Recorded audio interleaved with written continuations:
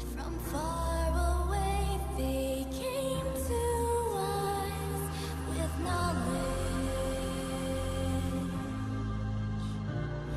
They changed our world and left us without warning.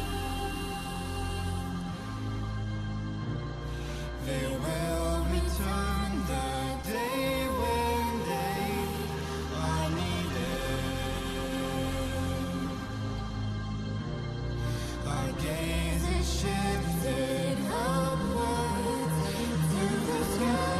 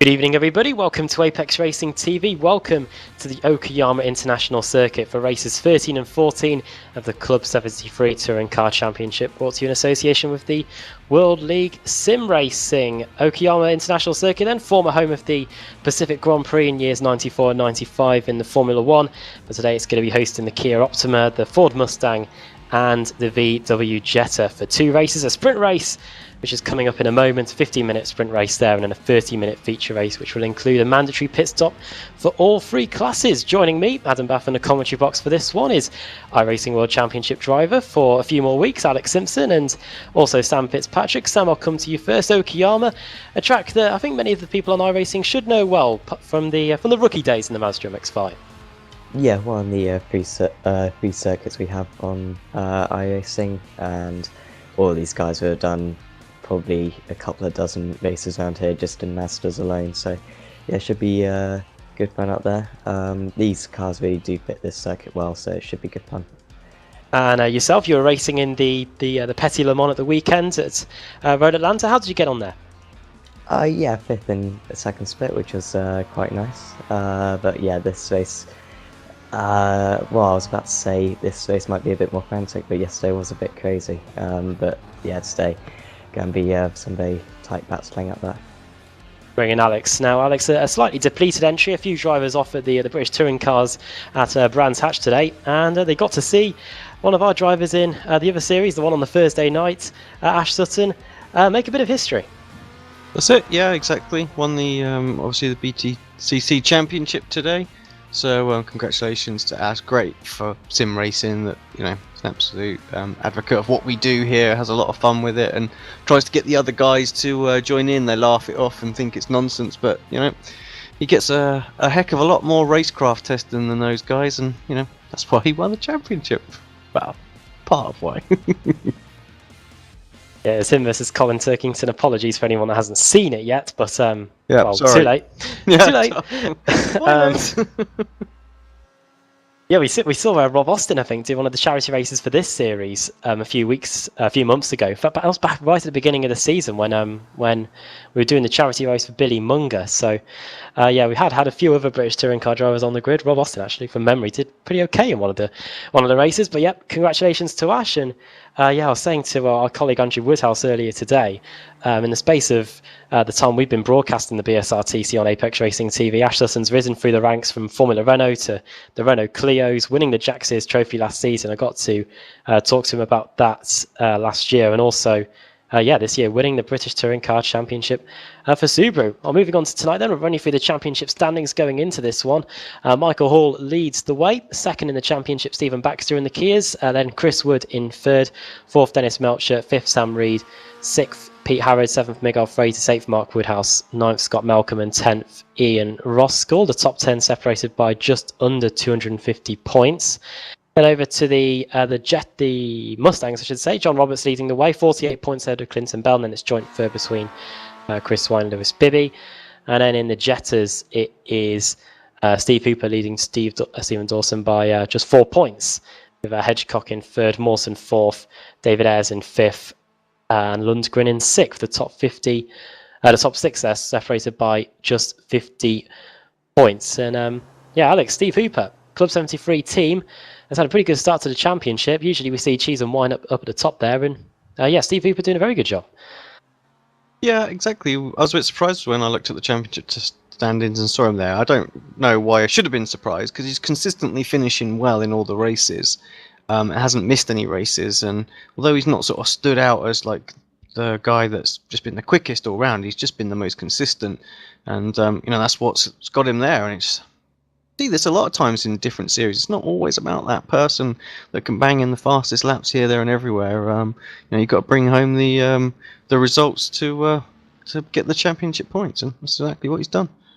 Well, Michael Hall's brought the results in qualifying. He starts on pole. Second, Stephen Baxter. Third, Mark Woodhouse. Fourth, Chris Wood. Fifth, Dennis Melcher. Sixth, Sam Reed. Seventh, Sean Gardner. Eighth, Miguel Freitas. Ninth, Lee Berridge. Then into the Mustangs, it's Stuart Atkinson on pole there. Second, the Canadian Dale Green. Third, Chris White. And fourth will be Scott Malcolm in the fourth and final Mustang. Then into the Jetters, it is Alexis Molina on pole there. Second, Stephen Dawson. Third, Tim Mawson. Fourth, Adam Hedgecock. Fifth, Robert Lundgren. And starting at the back in 19th place, the sixth of the Jetters, and that is David Ayres. Right then, Sam, since we've got a bit of time, I'm going to throw you one here. Who do you think's going to win this opening race? We've got some quick guys starting in the top 5 there. Yeah, it's difficult to call, really. Really, anyone can win it, really. Mark Woodhouse, perhaps probably my favourite. He has got a number of wins this season, but really that entire Kia class is just so close. Stuart Atkinson looking very good in the Mustangs, and again in the VWs, anyone from Molina really to Mawson could win that. So yes, very difficult to call. Basically, it's too close to call. Alex, care to enlighten on that at all quickly before the lights go out? No, not really. I think Sam's hit the money really there. It is going to be extremely close, this race, and everybody knows Okayama because of the the rookie day. So it's just something that's very, very familiar to everybody. So the second race, obviously, strategy is going to come into play, and this one, it's all going to be about just taking your opportunities where you can. Well, here we go then. Michael Hall, Stephen Baxter. That's the front row of the grid. Round 13 of the Club 73 Touring Car Championship. The green lights are on and we're away. Good start by the poles here to Michael Hall, able to get a car length advantage going into the first corner. And Stephen Baxter should slot into second place. It's a good start from Chris Wood, though, past Mark Woodhouse as we go into the first corner. Seen a few cars go off here in the past, like Ayrton Senna and Larini in 1994, but everyone cleanly through for the early going. Miguel Freitas has made a good start as well, up 2 positions. And Sam, what's it looking like in the lower classes, the Mustangs and the Jetters? Pretty clean start, actually. Alexis Molina leading the VWs away, and Stuart Atkinson hanging on to his lead in the Mustang. So, positive start for the lower classes. Dale Green and Chris White getting into action down the back straight as we finally get a bit of slipstreaming going on. Obviously the Mustang not the quickest or not the easiest car to slipstream in as we go into the hairpin. A bit of too wide in the Kias as well. But for the most part, everyone just settling into this one. 15-minute sprint race here, so not too much time, but they'll be going hell for leather without having to worry about any of the pit stops. That'll be saved for the feature race. And Alex, we haven't been to this circuit in quite a long time in the Kias, but from memory, as we can see here so far, it's going to be difficult for any of these drivers to make a breakaway. They're going to be pretty close with each other about this one. Always great racing here, I think, in the Kia whenever we've been here, and I think it's going to be the same again. I mean, the grid looks very, very close, so, and I think the Jetta is going to be just the same as well.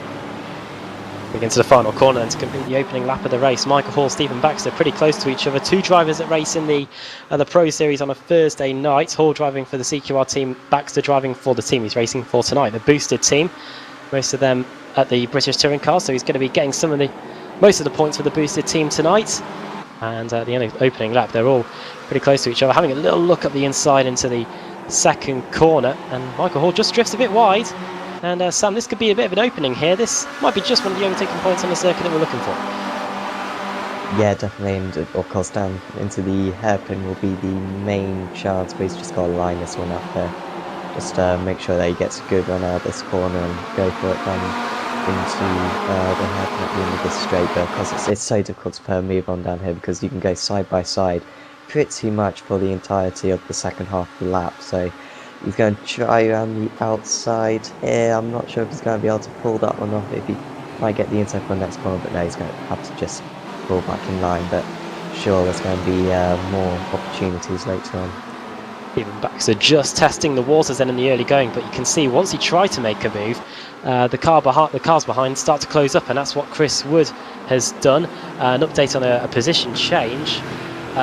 Green past White, that is the Canadian Dale Green up into second place, driving for Core Sim Racing, who had an okay race in the Petit Le Mans yesterday, and also Alex for P17 I've been told is on between Robert Lundgren and David Ayres. Two cars fighting for basically penultimate the second last place in the race. Yeah, that one's for honour, isn't it? No one wants to be the last car out on the circuit, so much up for grabs on that one. Yeah, the wooden spoon prize up for grabs. Whoever finishes last. We don't have a reversible wheel for this championship. Problem for Chris White. Chris White, who was in third in the Mustangs, has had a off in the penultimate corner. Looks like he might have taken a bite out of the wall as well. I'll have to get a replay for this one as well. Yeah. Sam, you've been able to have a look at this one? Yeah, it just seemed to just typical Exeter, the rear end over-rotated and tried to collect the slide, but overcorrected in the end and ended up on the wall. He's still going up there, so we should be able to finish the race, but a long way behind Stuart Atkinson and Dale Green now. Problem to him in the early going. We'll update you on the Jetters for the first time today. Alexis Molina leads the way, 1.2 seconds ahead of Stephen Dawson in second place. Manny Curry sits second in the championship. Then it's Tim Mawson in third place, and then Hedgecock fourth with David Ayres and Lundgren fifth and sixth in class. This pack starting to spread out a little bit. Mawson having a little look to the inside of Dawson, going into the right hand at the end of the straight. Very close indeed, and you can see how late Mawson was there on the brakes to try and get the move done, and has lost a bit of speed as a result because he went so deep into that hairpin. But yeah, that's the fight for second place in the Jetters for now. As the Kias go back onto the front straight again to start lap 4. 10 minutes to go then. We've just elapsed 5 minutes and we're on to lap 4 already. Michael Hall does a 34.7, 34.9 for Chris Wood and Stephen Baxter as well. And it looks like 34.9s for the majority, or low 35s. Shows you that there is no breaking away at this Okayama circuit. And close battles all the way through that Kia class. And Alex, we saw a few laps ago then, Stephen Baxter trying to get the move done on Michael Hall, but the moment you try and get that move done around the outside or up the inside, the cars behind, the likes of Chris Wood, Mark Woodhouse, they close right onto the back of you straight away. That's it, you know, attack can go to defence so quickly here. Every corner sort of seems to lead into the next corner, especially coming down into this hairpin here. So it's very easy to get along the side, but it's very easy to lose a place at the same time. So you've got to time your move right when there's a little bit of a gap behind as well. So if you do have to fall back in, you can. Did McLaren ever come here for the World Championship? Yeah, not the McLaren, no, but the old Williams yeah. FW31 certainly did. And yeah, that was there wasn't much overtaking there. I remember one race I had Marty Piatella behind me the whole race.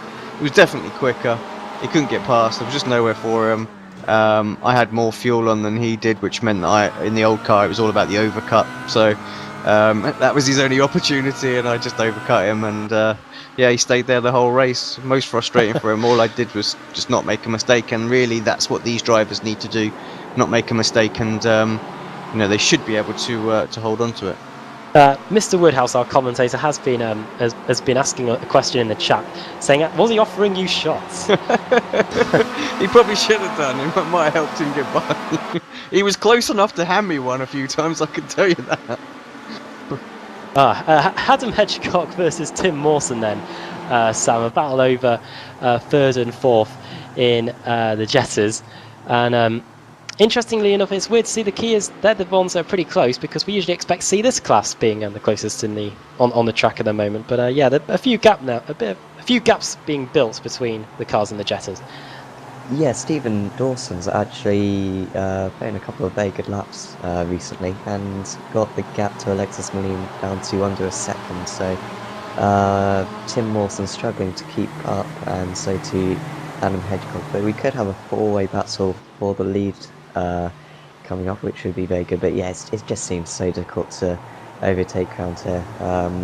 Really, that hairpin, especially for the VWs, it's not that big a braking zone. With the banking, you can carry quite a lot of speed through there, so it's going to be very difficult to pull a move on one of their opponents out there. Looking forward to the reverse grid race after this one then, because we might see the quicker guys trying to force their way to the front. If not, then it's going to be a very good points day for the drivers that need it in terms of fighting for the championship. That race too will be coming up later on. We've still got just under half of this opening race to go in race 13 of the Club 73 Touring Car Championship, the seventh race meeting of the season here at Okayama. Not too many left after this one. We go to Monza next week and then Road Atlanta before going to Donington Park to end the season on the 22nd of October, and then a special event on the 29th, which always throws up a bit of excitement. We've had the King of the Ring, we've had King of the Mountain, Nürburgring and Bathurst respectively. I wonder what the organisers could be throwing up for us this year, and always interesting to see as well. Things might be starting to heat up in the Kia again. Michael Hall, Alex, he has got a 0.6 of a second lead, but Chris Wood has put in the fastest lap of anybody on the last lap, and is now starting to turn up the heat on Stephen Baxter now.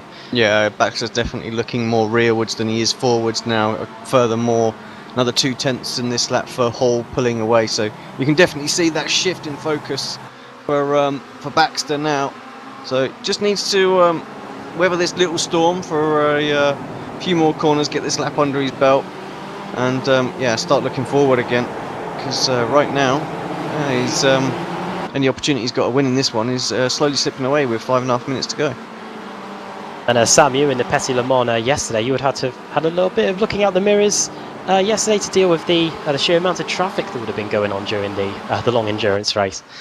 Yeah, just a bit. Yeah, just I was running as a pair, so I had to do about 5 hours of driving, so that takes it out to be quite a bit. But Chris Wood, he's kind of getting close, but yeah, no sign of an overtake at the moment. He's going to struggle to pull it off. But Stephen Dawson and Tim Wilson seem to have more pace right now than Alexis Molina, so I wonder if they can pull the move. Right now, Stephen Dawson's consistently a couple of tenths a lap faster, so I wonder if he'll be able to make the move. And I think Tim Mawson's even faster than him, and he goes for the inside, but not quite close enough. Battle continues then. They're just coming around to complete their lap, but Stephen Baxter and Chris Wood heating up. Wood having a little look to the inside, going into the right hand at the end of the straight. You can see the brake discs glowing on the Kia Optimas as they negotiate that corner. Hardest braking point on the circuit, probably the Kia overtaking point as well. Now through the left hand you can see that little bit of tarmac. That is where the short part of the circuit is, and all of a sudden Chris Wood's made a small error on the exit of that left-hander and has allowed Mark Woodhouse to close in. Woodhouse, who started on the second row of the grid in third place, lost that position to Chris Wood, and he's now been striving for 7 laps to get that position back, but to no avail. And all of a sudden it's now Chris Wood's turn, Alex, to look in the mirrors instead of Stephen Baxter. Yeah, and you can instantly see now Baxter's focus is switched back towards Hall. We start to close the gap down again, so it's just what we were saying, really. You know, the ebb and flow of this circuit, you know, attack, defend, and that's the way it's going to go, as long as Wood doesn't make any mistakes as well. He runs a little bit wide there. Let's give Woodhouse the opportunity. Taking a slightly wider line here, and he'll get a better run out towards the hairpin over the exit curb there for Chris. And he could be vulnerable here. Surely an opportunity for Woodhouse. He's going to have to throw one up the inside. This is his best opportunity. Decides not to. He did a Sutton-esque late on the brakes move there. Show his nose, didn't he? Just to upset him a little bit more. And yeah, Wood's able to recover.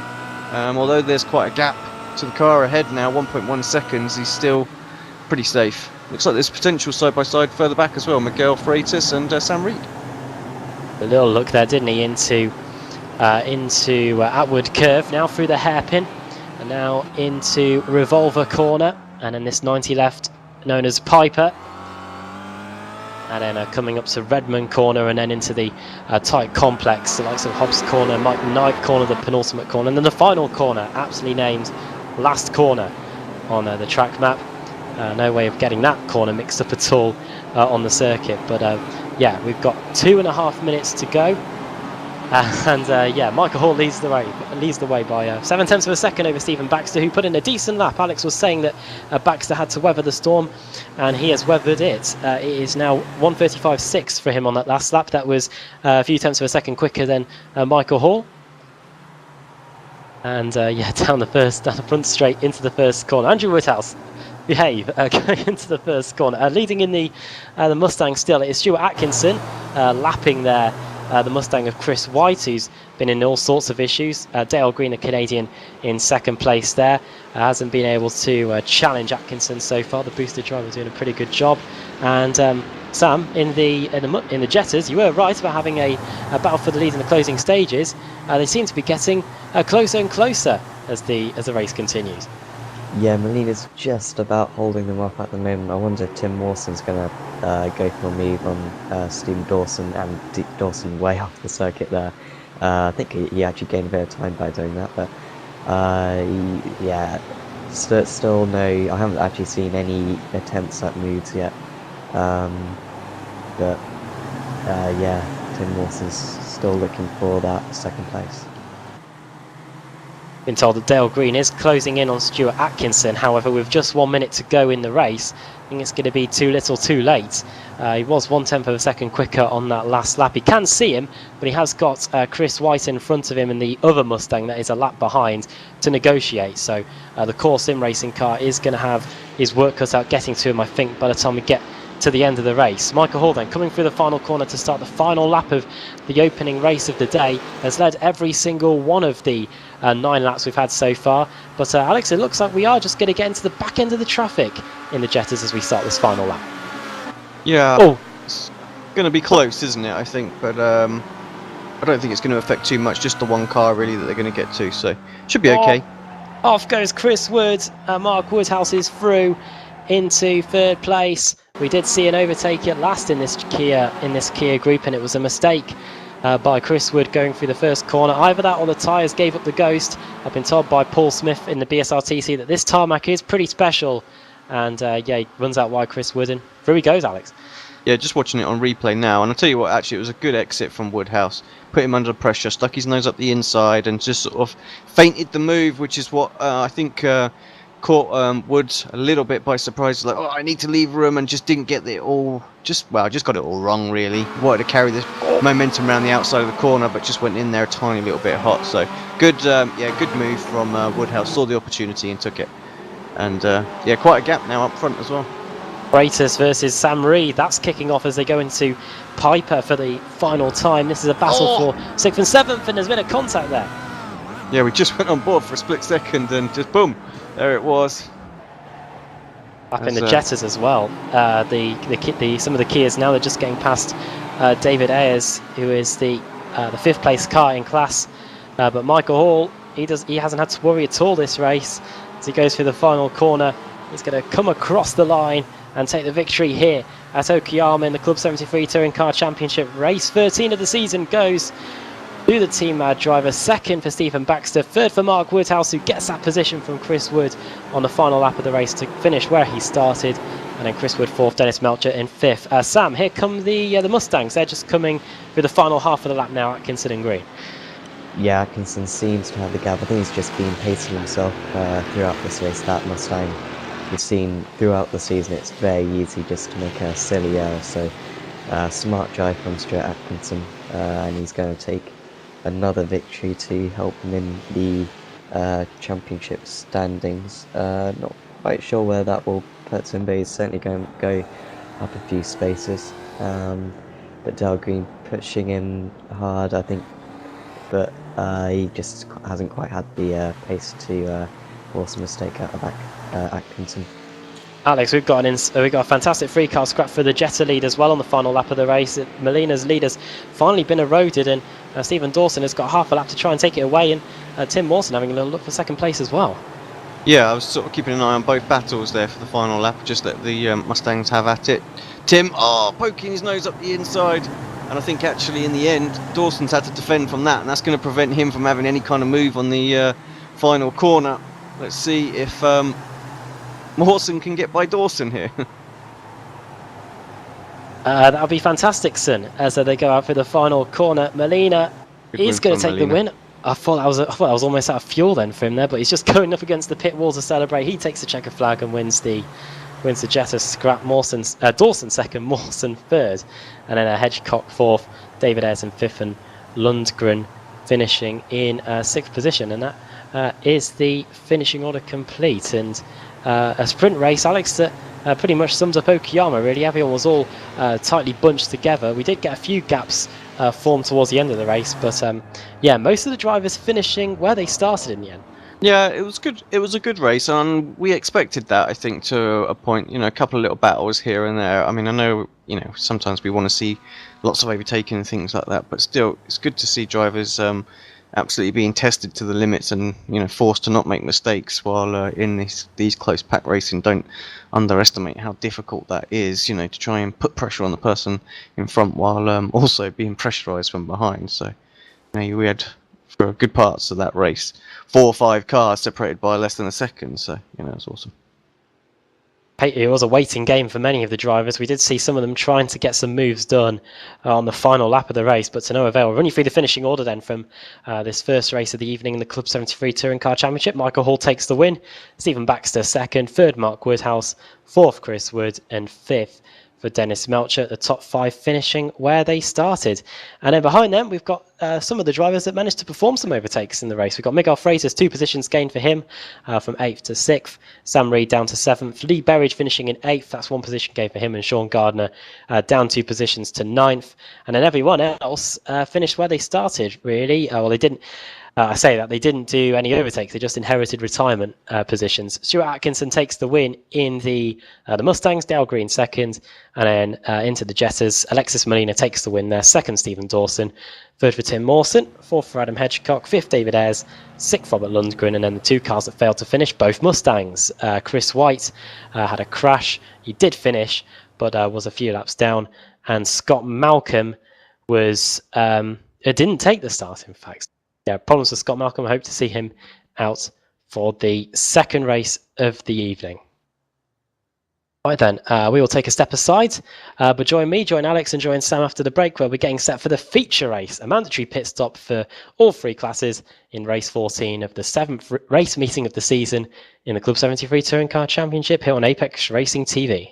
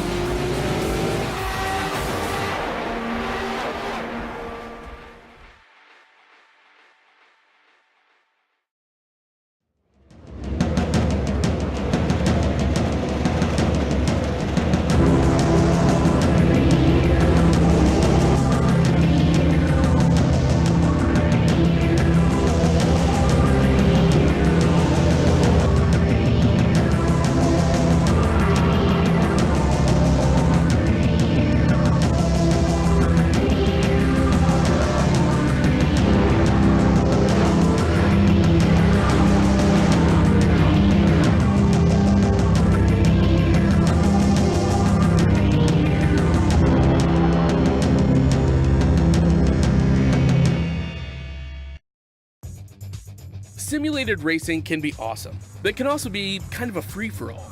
Interestingly, auto racing faced the same problem in its earlier days.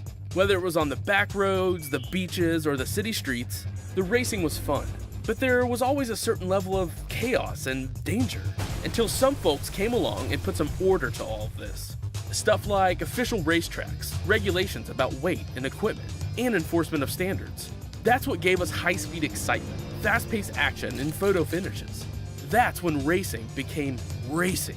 The guys over at iRacing.com have made the same transformation in the world of sim racing. Sure, they've got the most accurate tracks and realistic cars out there, but that's just the start. See, iRacing analyzes the performance and results of each driver in every race, so you can be sure you're always placed in races where the competition will be tight, and that those reckless drivers who ruin it for us all are kept in the pits. Not to mention that with over 45,000 active members already in their vast community, you can find races day and night, so you can always get in on the action. You can even join a league of your favorite series. And since updates are always automatic, you don't have to worry about software and can focus on the track. Zip up your fire suit and check out iRacing.com.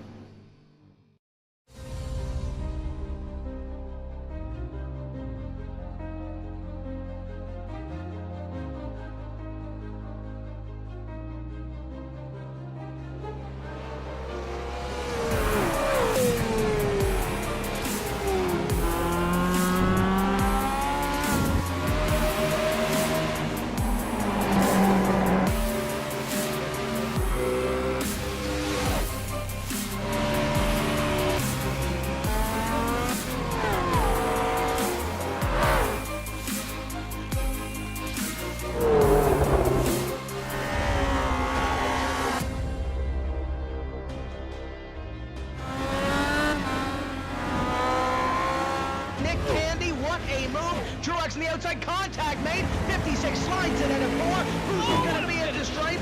Dead even. Give it to Ryan Truex. Truex is your winner over Tandy.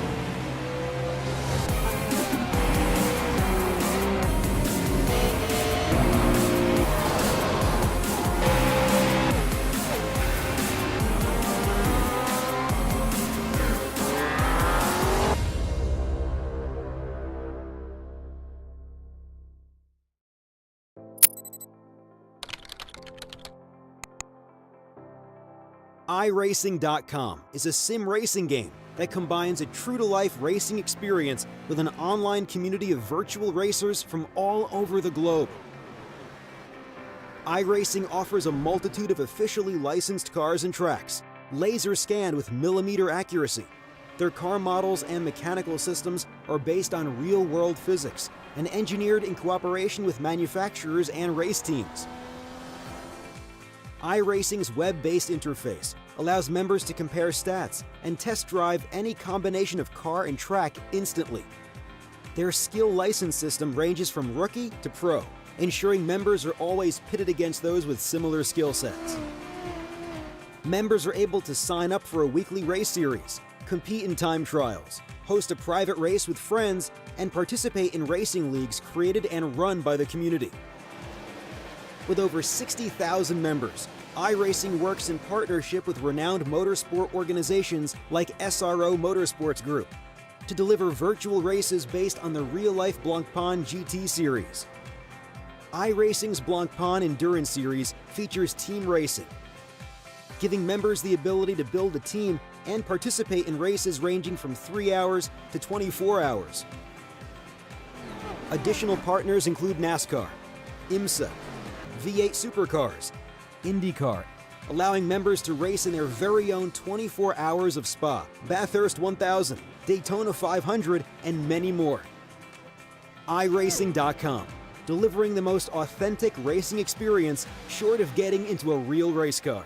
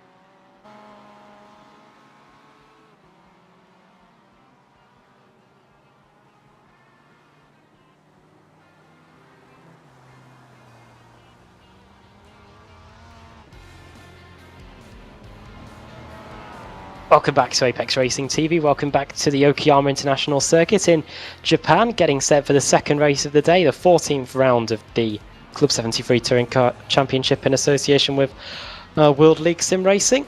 We've increased the size of our commentary box a little bit during the commercial break as Lee Berridge goes for a crash down the front straight. And I'm back here again with Sam Fitzpatrick, iRacing World Championship driver Alex Simpson, and Club Series winner Andrew Woodhouse for this one in sound. Instead of text this time, he's upgraded. Chawatuti was here. Well, I was about to say ni hao, but that's Chinese. Konnichiwa from Japan. Konnichiwa, Adam. Yeah, you've had to increase the size of the commentary box substantially during the break.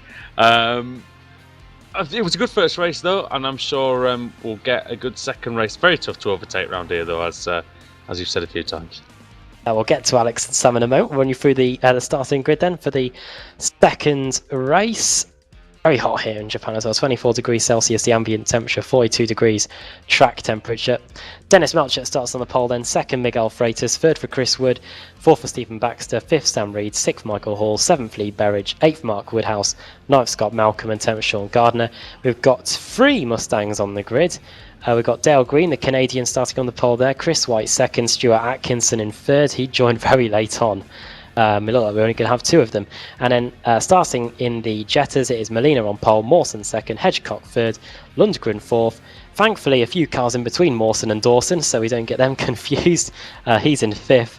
And starting at the back, car 666 in 6th place. It's David Ayres. Right then. Here we go then. Second race of the day in the Club 73 Touring Car Championship. 19 cars, mandatory pit stop, 30-minute feature race. Dennis Melcher, Miguel Freitas starting on the front row of the grid. What can Chris Wood do? He's starting in third.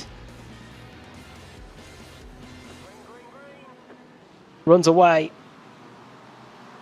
He gets a good start. It's Melcher that gets a good start away from the line. Second, there will be Freitas going into the first corner, but it's all on for third.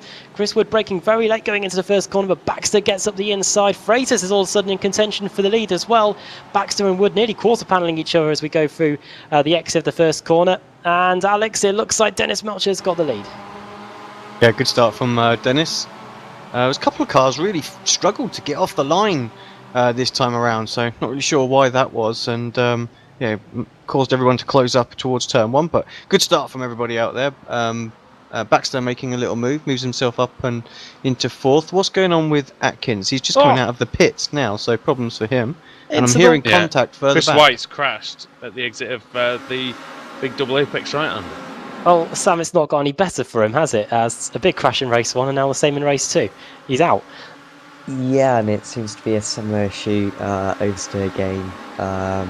And well, actually he blew up his engine, but he'll get a fast repair, I guess. So yeah, he'll be just trailing around by himself, but at least he shouldn't be out of the race. Well, as they said in the song "That's Life," he needs to pick himself up and get back in the race. We'll see if he can do that with the fast repair. Michael Hall attacking what looks like Chris Wood, who got a really poor start, as Alex mentioned, and born out from 3rd on the grid. Baxter's got ahead of him, and it's tough when you lose that kind of grid position, especially in the second race when it's a little bit of a longer contest. You want to establish yourself well, but yeah, he has not done that, Chris Wood, this time. Oh, somebody going in very hot. That looks like Lee Berridge. Extremely late on the brakes, having to go all the way around the outside of 1, and that means yeah, Mark Woodhouse has got through, Adam. Trying their best to lose as little time as they can, or try and gain some time from somewhere, because we saw in race 1 where the overtaking is so difficult.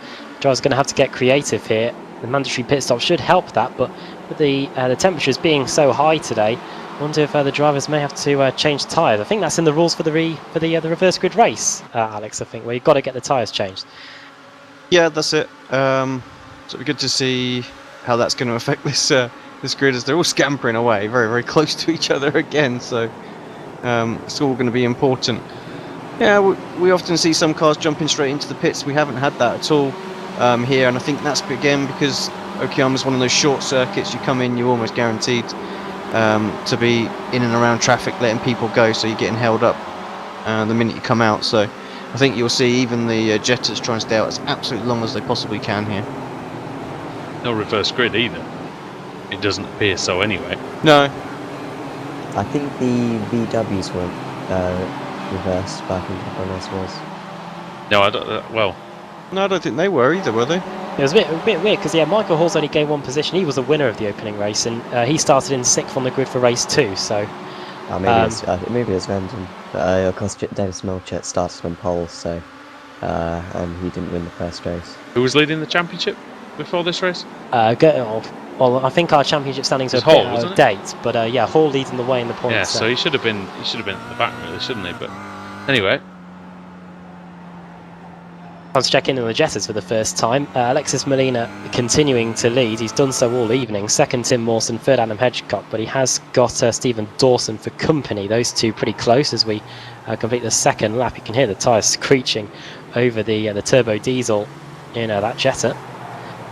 Hitchcock started well in race 1 and was right behind the leaders, but then he seemed to drop off as the race went on, and Stephen Dawson will take a little bit of comfort from that, as that even with overtaking being difficult, he's going to have a chance, and he might have it even at the hairpin, Sam, at the end of the long back straight here.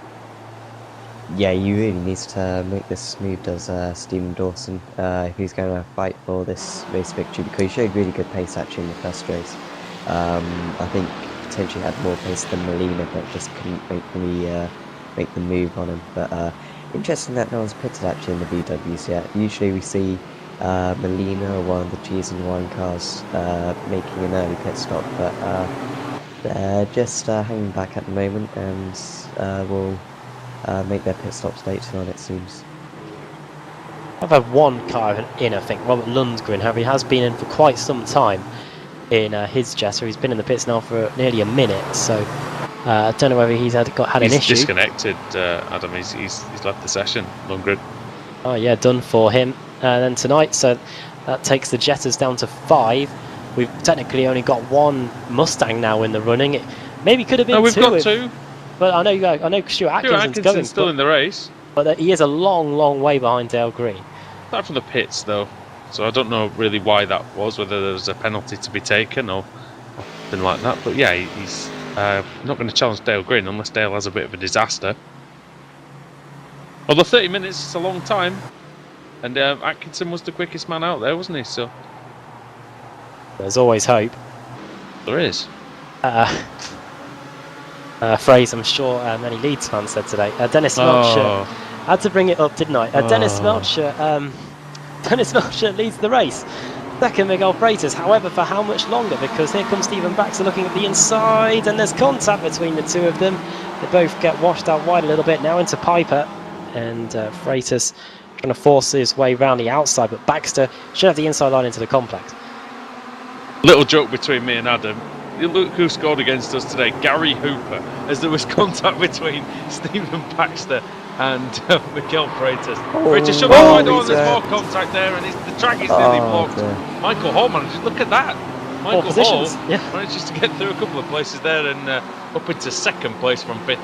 Thank you very much, he says. Freitas makes a beeline for the pits, and I think Baxter's taking the same as well. That will surely be a bad entry into the pit lane. I've done that in the Mazdas and been given a black flag for unsafe pit entry. I wonder if Baxter will get the same there. Michael Hall there, that was very similar to what happened with Ash Sutton in the second race at the at Brands Hatch today, where there was a bit of a contact and Sutton managed to get through 2 or 3 cars in one go. But Hall, Chris Wood says, I'm not finished with you yet, and trying to force Hall go the long way around, but that means Alex at Hall's got the inside for this right-hander at the bottom of the hill.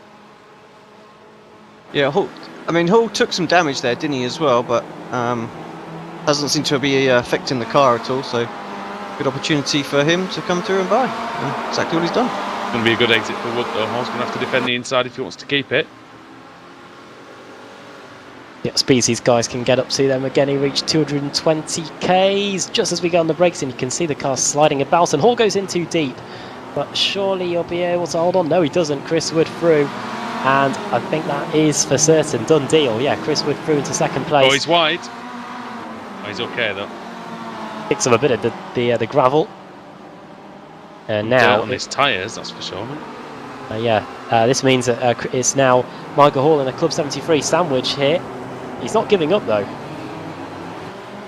as he tries to find some way around the outside. We have seen drivers do that in various other touring car races that have happened here in the past, like the World Touring Car Championship, and it might work here. It'll be a stroke of genius if he's able to pull this one off. Through the penultimate corner and into the final corner. Chris Wood saying, no way am I getting done round the outside by you, Michael Hall, but I think he's going to have to give in. It's very, very close. Alex, this is great racing that we're seeing. And Hall, Wood still just has the overlap. He throws it up the inside. Oh, this is great racing. This is classic racing. And this is what Okayama gives you with the constant switching back from corner to corner. As they do. Good run out there for Wood. He's going to have the inside into the hairpin now. Bit of traffic in the way as well. Let's see where he moves. He cuts to the inside, and Wood almost had to get out of it a bit, but he's still there alongside. Great Hall's on racing. the dirt. There's some dirt on the outside of that track. You see where all the dust got pushed to the outside of the corner, Adam. It means that Hall doesn't get the exit he necessarily wanted. Chris Wood's going to get the slipstream back, and he might have another look into this very tight right-hand hairpin. Does... almost out of control there as he gets on the brakes, now having to defend from his teammate. Michael Hall almost shows him the door there on the inside, and Dan Reed has to get in behind him. Fourth, Mark Woodhouse watching this eagerly. Michael Hall's gained a little bit of an advantage now that he's finally been able to dispose of Chris Wood. Not too long before we get these pit stops underway, and Sam Lee's front wheel drive Kias, the amount of changes of direction that we have in this on this circuit, they're going to be starting to cry enough, I think, after a while. Yeah, I can imagine that those two drivers who made pit stops earlier, I'm not sure, was it Stephen Baxter and Lee Brayton? Very slow pit stop for Baxter, Sam. Oh, okay. It looks like. Did that will have Freitas been pit as well? Yeah, Freitas pitted as well. Pitted, so Freitas could really benefit from this because these guys have been battling with each other a lot. Other guys who has benefited from this, of course, is Dennis Melcher, now 5 seconds up the road. So he is, that could be a unassailable lead now. So, looking very good for Dennis right now. Just going to say that I think the reason why I'm almost certain that the reason for Baxter's long pit stop is that unsafe pit entry. He did dart in at the last minute, and I think that's what it was.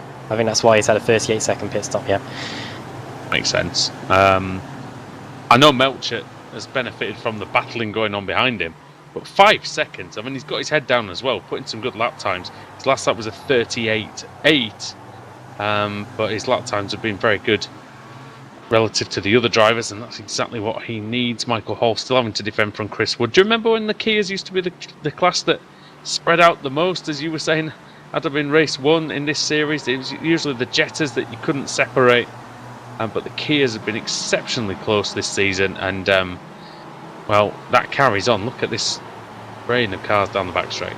Everyone really has up their game this year, and I think they're pretty much on par with each other now. Hence why we've got such a close championship, and why all these guys are performing so well in the BSRTC as well. We see the likes of Melcher, Hall, and even Chris Wood and Sam Reed and Mark Woodhouse. Even he's now competing at the front. As into the pits comes a Club 73 car. We're side by side as well, by the way, between Stephen Dawson and Adam Hedgecock for 13th place. Baxter taking these guys for position. We saw Sebastian Job have a huge crash here in the BSRTC. I think the last time we came here back in 2015. And Hedgecock and Dawson. Remember that one? In the Kias. The delayed shout as Hedgecock and Dawson. Yeah, that is Hedgecock through into maintaining his third place in class. Yeah, and it's going to get close between Molina and Mawson as well. And Sam, they've got to deal with the Kia traffic here as well. Yeah, not easy whatsoever.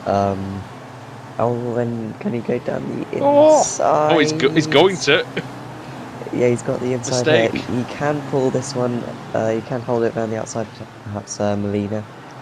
Keeps it around the outside in the first part of the final corner.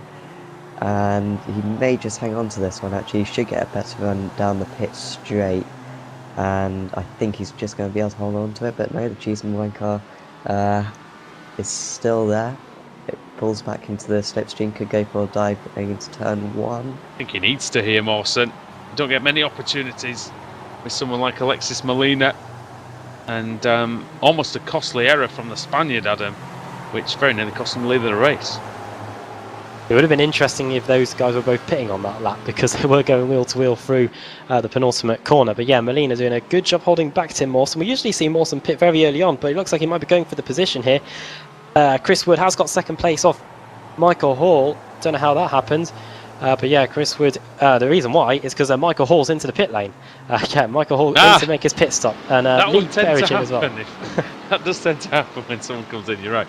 But Hall in, he's in early, and going to be interesting. The late stop, though, we've seen the late stop pay dividends because less fuel has to go into the car. So, yeah.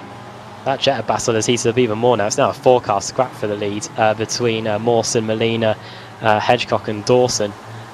Didn't take a lot, did it? Just to slow them up enough. Only about 1 second, maybe, and that was all it took. And this is what we're talking about. Go on, Sam. So it looks like Freitas is going to get Hall going jumper. Yeah, easy. So Michael Hall, long way behind Miguel Freitas. Freitas put in a few really good times. It was about a second lap faster. And yeah, Reed coming out right with Hall as well, Sam.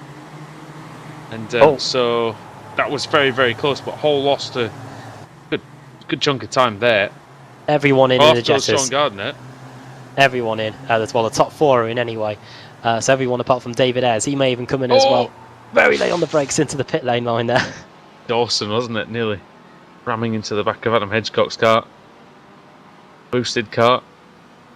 Here we go then. Who's going to mess up the stops? Who's going to make a fantastic trip to pit lane? The tyres getting changed, and we saw the massive undercut by Miguel Freitas. He had a very quick pit stop too. A 21 dead second stop for Miguel Freitas. Going to go for 4 tyres. Everyone going for 4 tyres, Adam, sorry. Yeah, I think I wonder if that might be in the rules. Look at Molina. Molina, 21.1, 23.6 for Mawson, 22.9 for Dawson. They nearly get each other. Hedgecock, 24.5. So those are the pit stop times for the top 4. So Dawson gained the place and Molina gained 2 or 3 seconds. In come Chris Wood, Mark Woodhouse and Sean Gardner now. Their Kia Optimas are all in the pit lane, and we'll see whether Miguel Freitas can gain any positions off these guys. He's just coming through the final corner now, and I think he will, because Chris Wood still needs to be in his pit box for another 5 or 6 seconds. Yeah, there goes Freitas. Yeah, Freitas is 7/10 a lap faster than the leader right now, so Freitas is bringing himself right into the mix. Quick driver. Alex, are you back? I am back indeed. I was just about to say those guys were into the pits and things like that, so all starting to pan out now, isn't it? But yeah, Melcher having a great race out there. I mean, even with Freitas' pace right now, it's going to take a lot to catch him up.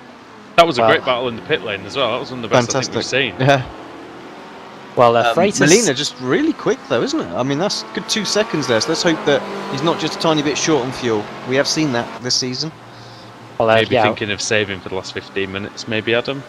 Yeah, both him and Freitas very quick pit stop, so hopefully this won't hinder them in the long run. I was just going to say that, so the gap between Melcher and Freitas on track is about 40 seconds, and Freitas' pit lane time was about 40 seconds as well, so it's going to be very close between those guys when it comes to it. Yeah, Malcolm's coming in as well, just see him into the pit lane there. Is it possible, Alex, that Molina might be gambling on the fact that it's very difficult to overtake here and he needs to save fuel at the end of the race? He might still have enough to keep those guys behind? I'll be surprised if he's gone in there and thought, oh, I'll underfuel it, to be honest, to make sure. I would think he's put in what he believes is the absolute bare minimum to make it. He knew he was under pressure from Mawson, so he probably just, where you might have put like an extra, say, like kilo or litre of fuel in just for safety's sake. I know these cars are quite efficient, so it's probably a gross exaggeration of the amount of fuel they're putting in. But he's probably just gone, do you know what, I'll take maybe 1 click less or something like that, just to, it's going to be a marginal, but it should be okay. Is that what he thinks is going to get him to the end, or is that what VW have told him? I genuinely believe that what he's put in should get him to the end. But So is that- he's not played it safe at all because he knows that these guys were so close. But is that what VW have told him will get him to the end? Well, who knows? I mean, obviously, a lot of drivers could be they one. run like JRT, don't they? Joel's Real Timing, or like the Fuel Buddy and things like that, and that will literally spit at you based on the weather conditions and stuff, and say you're going to need this kind of thing. You can also, I mean, some of those applications will even put the fuel amount into the car for you when you come into the pit lane. So you know it should be absolutely bang on the money. There was better an emissions joke in there somewhere, but Well, it's alright. on site better than Adam Buff and Andrew Woodhouse's fuel calculation system. That didn't go well at all in Paul Smith's no. endurance race. Well, we did try our best. We timed it literally to the minute, but Hey, we did still finish what, 5th? still finished 5th. Dennis Melcher is in. He'll be hoping he Can't doesn't complain. finish in 5th. No. Where's he's at the- Freitas? Around the final hairpin of the infield. He is. Just final few corners for him now. It's Melcher's been in his pit box now for about 14 seconds, so he's going to be there for just about 10 seconds more or so. Then he'll be on his way. But I think Melcher should be able to just maintain the lead. Very quick stop, 21.5 second, almost as quick as Freitas. He's out the pit lane now. Oh, here comes And- Freitas. Should maintain the lead. Depends what the run is through this first corner, though. Going to gain quite a lot of time. He might be in the range of the slipstream. Depends how Dennis Melcher's car's handling as well through these first few corners on cold tyres. One thing is for sure, though, Sam, that Melcher's lead's been trimmed to well under 2 seconds now. Yeah, even Michael Hall is significantly closer, and Melcher had a quick stop as well, so those in-laps perhaps weren't quite fast enough. Chris Wood, by the way, swooped round the outside of Sam Reed a couple of laps ago, and now I think that's Mark Woodhouse going past him, so Sam Reed I think may have an issue, maybe underfueled. He did have quite a short stop, 22 seconds, so Sam Reed seems to be slipping down the order now. Very slow, Sam, just like straight line there as well, wasn't he, Sam? Just down that back straight. I was looking at him as you were saying about it, and yeah, it just looked like he was off the power a lot earlier, coasting down there, and it was just done and dusted. So yeah, maybe a bit too tight. Do you think, Sam, it could just be the pace of Freitas in that middle part of the race that's dragged him towards Dennis? Oh, that's that a close. chase And that's for Hall position, going or- through. Yeah. Oh, that's very important because, of course, we've seen very difficult to overtake out there. And Michael Hall might have a chance at the window. Really running So into the back of Hedgecock there, and these three doing their best to fight for the position. Freitas having a little look at the inside into the first corner. They've got a Jetta on the outside as well, so they can't afford to get too close, and that is very close indeed. The 99 car of Stephen Dawson getting a bit close for comfort there as the quick guys come through in the Kia. also very difficult to overtake Michael Hall. As Alex has pointed out quite a few times, that Hall's got a very good defensive style and loves to get through on the CQR man. One of the best, really. You know, having experienced his defensive tactic back in the How to Suck at GT racing thing that we did. Yeah, I know he's very, very strong. So.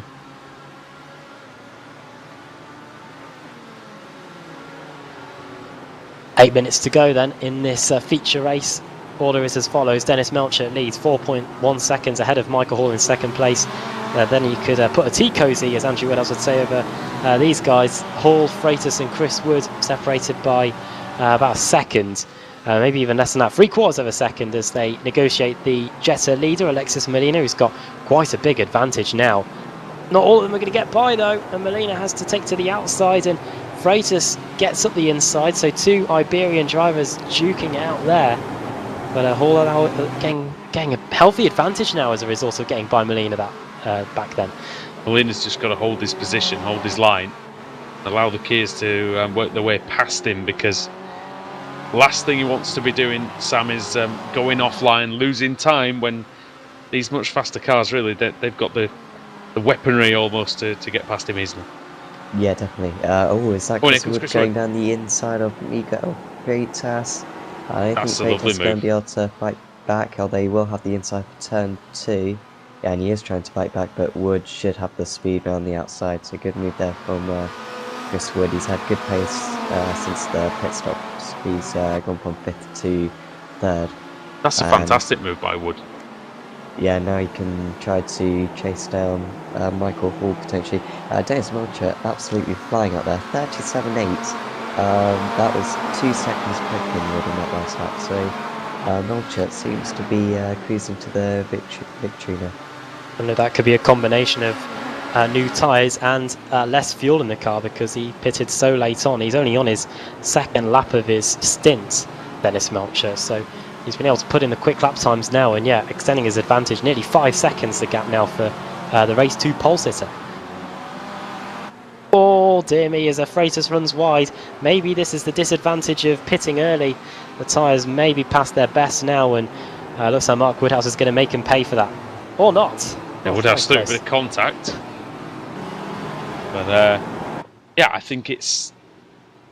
You could well be right. I mean, it's a hot track out there, 47 degrees track temperature, 42 degrees track temperature. Sorry. Remember, Alex, what Paul Smith said to us a few weeks ago? How much they're having to absolutely baby the tyres through these hot conditions, and like Dennis Melcher doing a good job of that, or is he taking too much out of these tyres?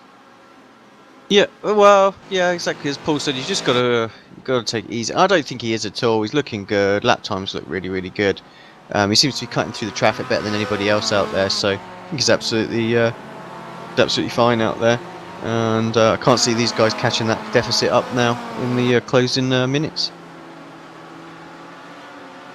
I think, did Paul say that it took about half a lap and then the tyres were gone? Or if you slid the tyres at all, then they were slide, done for. they're gone Yeah. for On for good. slide, then they're gone properly gone, I think. Don't think I'd be any good then in a hot race. Probably why I did so well in that overcast race at Donington.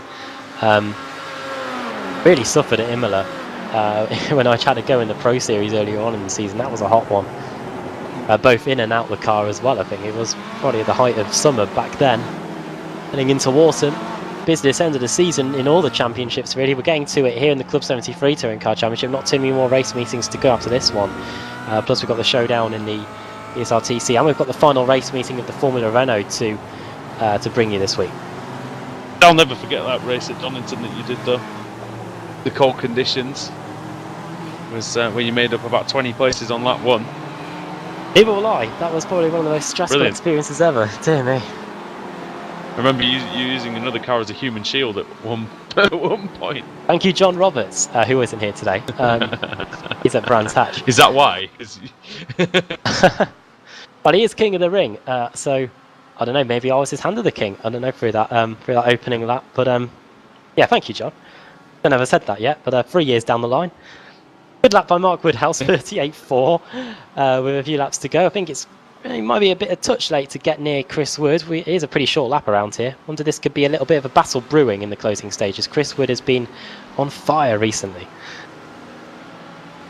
The thing is, he hasn't been converting into race wins, and that's always the problem, Alex, for a driver, isn't it? When you've got such good pace, we've seen some of the amazing qualifying laps that Chris Wood's put in this season, but cannot seem to win races, and that's really, really hurting him, isn't it? And again, that might come down to what you were just saying about earlier on, with the tyres and things like that. He's extracting them for one lap. You're absolutely leaning on them, so right during quali, gets the best out of them, but then just attacks the race in a similar sort of mindset. And of course, they just give up their sweet spots. We know with iRacing, the cooler you can keep the tyres, the faster you will go. There's no sort of window, it just generally is. If you're a few degrees less than your competitors, you've got a little bit more grip than they have.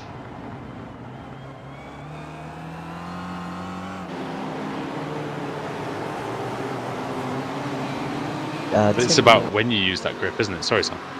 Yeah, sorry, I was just saying Tim Mawson's just closed in a little bit on Alexis Molina in the past few laps. He's got it down to below 2 seconds. He's taken about a second out of him in the last 3 laps, but I don't think it's going to be quite enough to catch him in the end.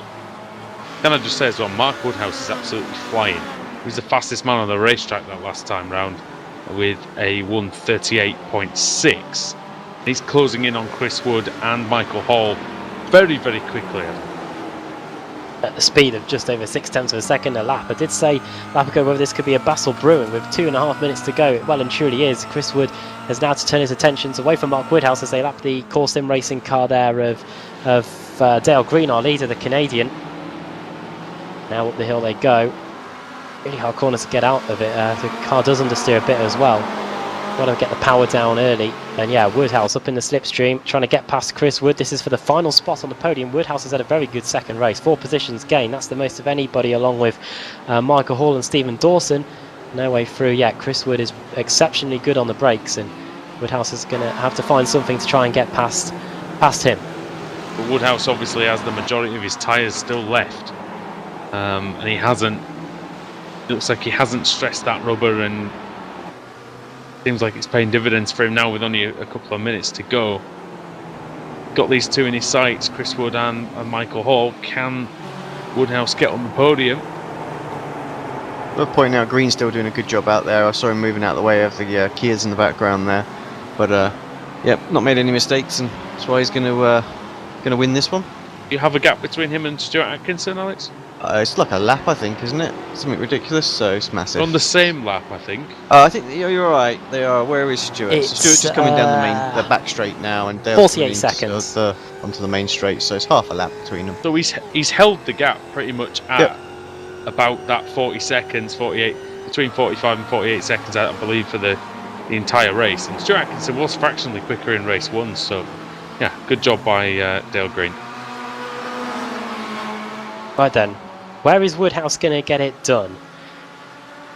Got this corner here, but no way through there. You can see Chris Wood having to take a defensive lie into that. That might hinder him if he doesn't get it done on the exit. You can see they're coming up to Lapa Jetta. That it should be David Ayres. It is car 666, and here comes Woodhouse.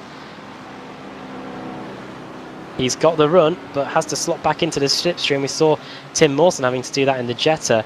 He's just run out of power, and then you have to get back in behind the car in front. But you should have another opportunity. Where is our leader? Or maybe not. Dennis Melcher's only got 20 seconds left, so this is the final lap of the race.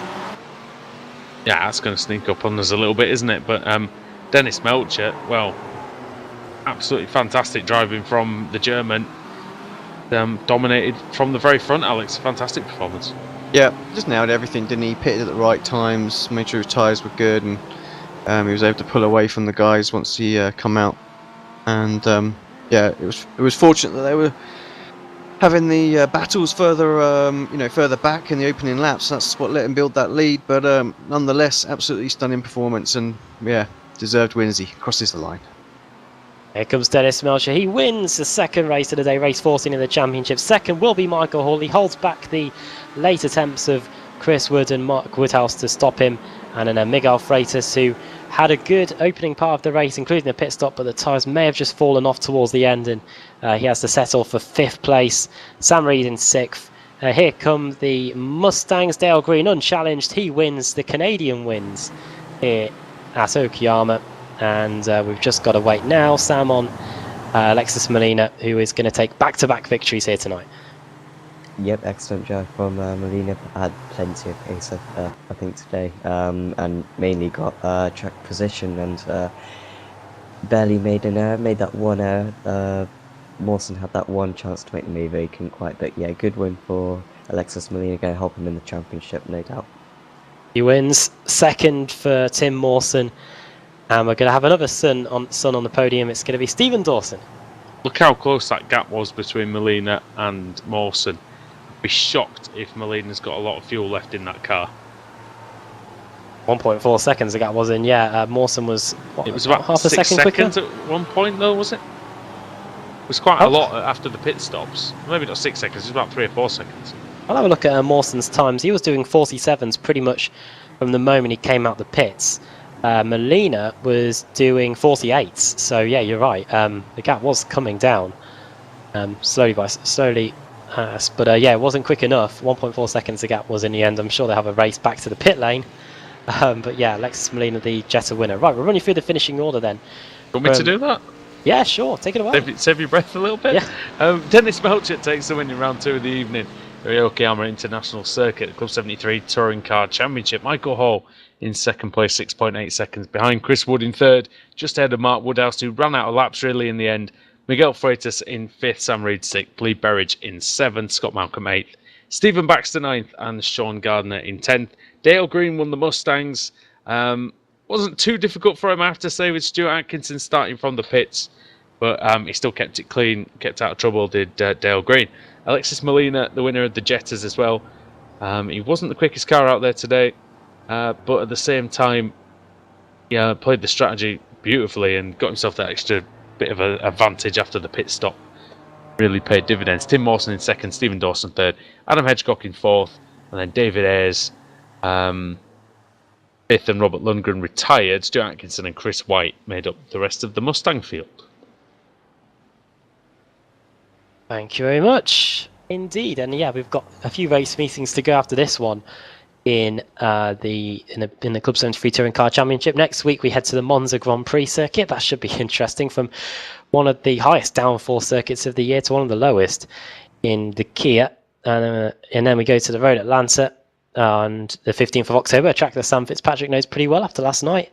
And then we end the season at Donington National on the 22nd of October. That should be a good way to end the season. Plus, we've got that end of season special event as well, the weekend of Halloween on the 29th of October. Right, don't know if we've got drivers available for interviews. Indeed we do. We have 2 drivers. One from... we just have the one. We have Adam Hedgecock from the Jetters. Hello. Well, I can put on 2 voices if you like. The Mrs. Doubtfire of the Club 73 Touring Car Championship. I don't know. But yeah, fourth place in race 2. You were right in the thick of it, but it all boiled down to that pit stop, and it looked like Molina was the quickest of all of you. He had an absolute blinder, didn't he? Come out the pits and he's 5 seconds up the road. I mean, we only put like a splash in anyway because we don't need a lot. So he must have literally just put fumes in. I don't know what he did, but yeah, fair play. It looked pretty hot out there, 42 degrees, plus this mythical Japanese tarmac. What was it like? Were the tyres gone after a few laps? Pretty much, yeah. After 4 or 5 laps of close running, it was like running on 4 flip-flops. It was horrible. But it's my own fault. I was responsible for setting up the lobbies this week, so yeah, kind of shot myself in the foot by making a hot one. Next week, then, we were just saying before you joined us, one of the highest downforce circuits here at Okayama. We go to one of the lowest ones at Monza. Probably going to be a lot tighter next week because, the top speeds that we're going to get around there. Yeah, I think so. When we set out the calendar at the start of the season, we wanted to kind of have lots of contrast because we got the Stang in the middle of the Kia and Jetta. We wanted races like today where it's a little bit closer between the Stang and the Jetta, and then next week, as you say, we go to this absolute monster of a high speed drag fest. Yeah, it should be fun next week. I'm really looking forward to it. Right. Well, anybody got any other questions for Adam Hedgecock? You covered them all there, mate. Yeah. Okay. Point. Yeah. Well, then before we let you go, Adam, do you want to send a quick shout out to anybody? Just the boosted guys again, and to Ash Sutton. What a legend! Yeah. What a legend! Seen some pictures from today. Yeah, truly deserved and fair play. What a way to represent the community, right? Exactly what we said at the start. Yeah. It just brilliant, really. From watching 2 of the races today, and yeah, it was just a great achievement. I mean, second season in the, he wins the Jack Sears Trophy last season, and then straight away wins the title, no messing about, and did it in style, kept out of trouble, didn't he? Well, in that second race, he was pushing his luck. Was it the second race or the first one? Second one, I think. The second one, yeah, pushing his luck a little bit, wasn't he? Like the racer in him. He was chomping at the bit, but no, fair play to him. Fair play. Great. Well done on the 4th place today. You were really mixing it with the guys at the front, and thanks for taking the time out to come and speak to us, Adam Hedgecock. Thanks a lot. There he goes, and we've also been joined, Mr. Woodhouse, by Scott Malcolm. Yeah, we do. Scott, welcome, mate. Right, guys, how's it going? Not often we speak to you on a Sunday, but good to have you here nonetheless. So, Race 1 then? You didn't take the start. What happened there, mate? Jumped in the wrong car. Oh, you did a Dennis. Yes, I did a Dennis. Oh, did a Dennis. Oh, how come could you not? I guess you couldn't. Were you not allowed to race that car then? I guess. I've never Picked one or raced the that. other. I've never raced a Mustang in race conditions before. I took it out for a wee spin during practice, and I thought, no, I better not race it because I'm liable to put somebody in the wall or mess somebody else's race up. So I just watched it and just joined the second one. But final race, you finished in 8th place. What did you make of that one?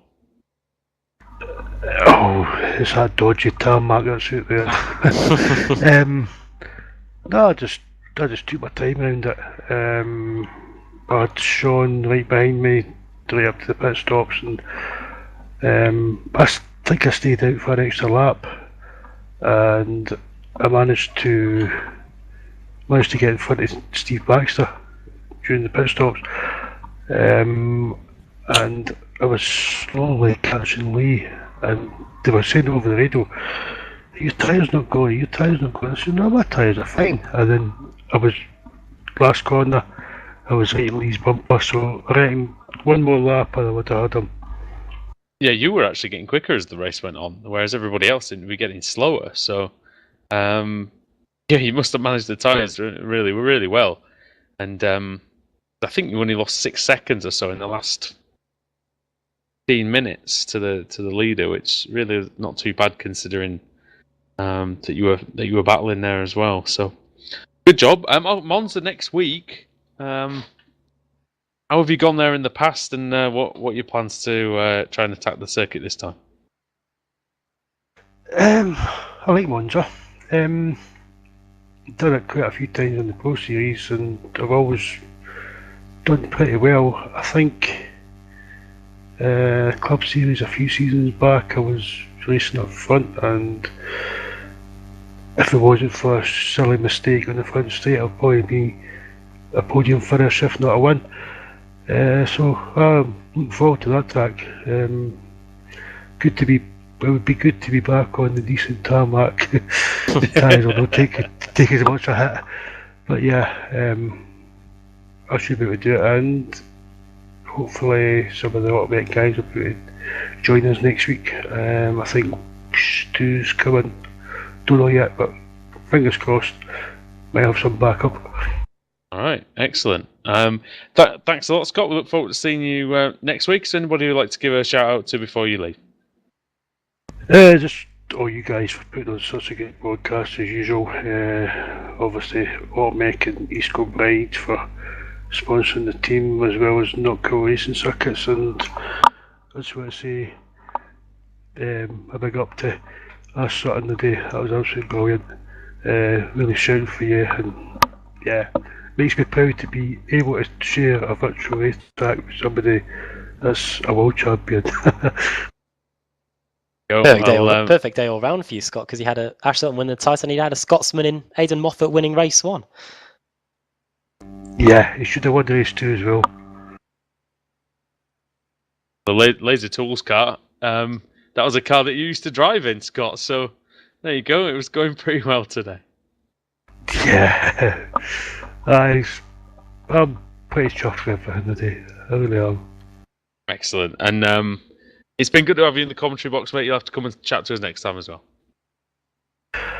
I'll think about it. Go on, get out. Okay, see you later. Got Malcolm there. We'll wrap things up tonight then, and who should I go to? Alex. Yeah, 2 races today, and yeah, pretty enjoyable ones, especially the feature race. That seemed to go by pretty quickly. Yeah, it did. 2 very good races. The sprint race, obviously, it was extremely close all the way through. Didn't see that many moves, but good hard battling nonetheless. And yeah, some good decisions out there, some tactical ones. You know, getting those stops in early, trying to get the best out of the tyres, getting some undercuts, and yeah, Miguel moving forward and then dropping back. It played out, and you know, Dennis just played the perfect race. Really, he had that gap. He knew he had that margin. He let those guys pit before him. they obviously used up the best of their tyres, and then he was able to pit and just pull away at the end there. So absolutely fantastic tactics from him, and a deserved winner. You know, Dale Green consistent, and Molina today just he was just unbeatable in that. Jetta, to be fair, he was quick in qualifying and then just didn't make any mistakes, including the pit stop perfect. What can you say? Sam, Monza next week. The drivers all been saying it's going to be good to be back there, high speeds, and that should be really fun to watch. Yeah, well, I've never actually seen a touring car race around Monza, so but I can imagine Slipstream's Oh, it's good. You're in just for a a treat. little bit effective around there. So yeah, should be. I'm really looking forward to that one actually. We'll send you a link after this to one that you definitely should watch. Okay, yeah, It's fantastic. Yeah, I'll be watching that. Yeah, it should be a good race next week. Have we got 3 more meetings? I think so. Every point counts, I guess now, and it's I think hotting up quite a lot at the top of the standings. Forward to it. Right, then that is all about. We're out of time then on Apex Racing TV, so we'll say goodbye. My thanks to for Alex, to Sam, and to Andrew Woodhouse for joining me for the 2 races tonight. A reminder that we've got the final race meeting ever of the BSR Formula Renault this Tuesday evening. Is Jack Keithley going to take the title? You have to watch and find out. That'll be getting underway at 8 p.m. British summertime. Then Thursday, the BSRTC heads to its final race meeting of the season in the regular season. That is at the Mount Panorama Bathurst circuit. And I wonder if some big surprises will happen there. Who will make that showdown? You'll have to wait and see. Will join Paul us for that Smith one. get another win? Will Paul Smith get another win to add to his 2 that he's got already this year? Yes. He is the Bathurst man. John Roberts, of course, is the king of the ring, but yeah, definitely Paul Smith is the guy to watch around Bathurst. Yeah, so that's on Thursday. Then on Saturday we've got the Penn Power V8 Supercar Championship that will be back. Then on Sunday we've got a special one-off race, Alex, Sunday afternoon. Yep, that's it. You want me to bring some details up on that right now, don't you? And I'm ill prepared and I can't do that. Well, there is a race on Sunday. I'm scrambling to my emails. I'm getting There there. there is a 2.5 hour 2.4 race. hours of Yes. of something. We'll find out. Hold It's on. crazy, but Montreal, isn't before it? Montreal. Yeah, I think it's Montreal. It is Montreal, sorry, and yes, There you it's the finally I'm here. So. It's the TSRC. Sam, you knew about this one as well. So yeah, the VTEC 2.4 hour series, and yeah, so one-off race. They may be back for the rest of the season. Who knows? We'll have to wait and see on that one.